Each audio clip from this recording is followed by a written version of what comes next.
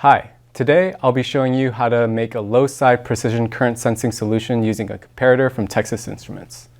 In some systems, loads can be very sensitive to specific current conditions, which is why it is necessary to precisely monitor the amount of current passing through. Let's talk about what low-side sensing means. Low-side sensing refers to monitoring a signal between a load and ground and making sure the current passing through does not exceed a certain range. This generally means we will be dealing with voltages in the 0 to 5 volt range. So what makes a system more precise?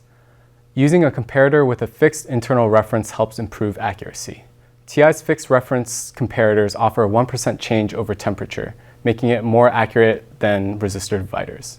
An internal reference will also dissipate less power than a resistor divider. Additionally, we will be using a TI current sensing amplifier in this example. The amplifier will gain up the voltage sensed from the shunt so that it can reach the switching threshold of the comparator. In this example, we have selected the TLV4041R1, which is a push-pull comparator with an integrated 1.2 volt reference. For our current sensing amplifier, we have selected the INA185 with the 20 volt per volt gain option. The smaller gain option allows us to gain up the input offset of the amplifier less so that we can have a more precise solution. The value of the shunt sensed across the amplifier should be determined by the amplifier's input offset voltage. The limit on how small our shunt should be is determined by the max input offset voltage of the current amplifier. The voltage across the shunt resistor should be greater than 100 times this value for precision, such that the input offset voltage of the amplifier does not interfere with the accuracy of the output response. The input offset for the INA185 is 135 microvolts. As a reminder, the comparator we have selected has a 1.2 volt threshold, so the overcurrent condition from the amplifier needs to produce at least a 1.2 volt output in order to toggle the comparator output. With a gain of 20 volts per volt from the INA185, the voltage across the shunt resistor needs to be 60 millivolts. Using Ohm's law, we can solve for the value of the shunt resistor, which in this case is 30 milliohms. To reduce current spikes, we can place a resistor in the output path of the INA185 to the comparator input.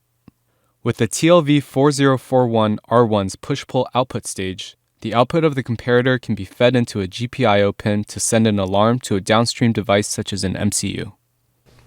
We have now completed our low-side precision current sensing circuit. Now let's go build it and test out our design.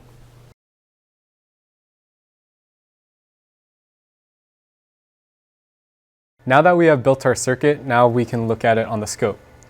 On the scope here, we're monitoring two signals. Channel 1 in yellow is monitoring the output of the INA, and channel 2 in blue is monitoring the output of the comparator. Under normal operating conditions, the output of the comparator should be low when no overcurrent threshold is exceeded. If we were to force an overcurrent threshold, let's say by having the load draw more than 2 amps here, then we should expect the output of the comparator to go high, which it does here. You can also notice on channel 1 that the output of the INA has been shifted up to about 1.2 volts, which is the switching threshold for the TLV4041R1. In summary, today I showed you how to create a low-side precision current sensing solution using a comparator. For more information and resources on comparators, please visit ti.com/comparators. Thanks for watching.